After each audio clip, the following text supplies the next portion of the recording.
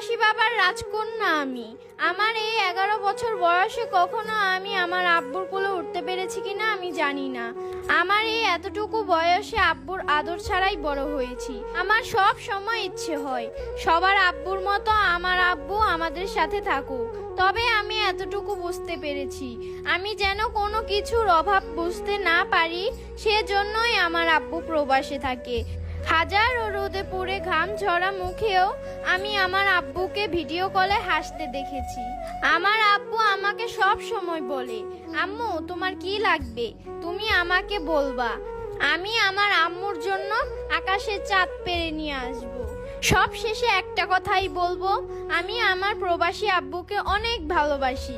আল্লাহ যেন প্রতিষ্ঠিত করে আমার আব্বুকে, খুব তাড়াতাড়ি আমাদের কাছে ফিরিয়ে দেয়। আমি আর আমার আম্মু আমার আব্বুর অপেক্ষায় আছি।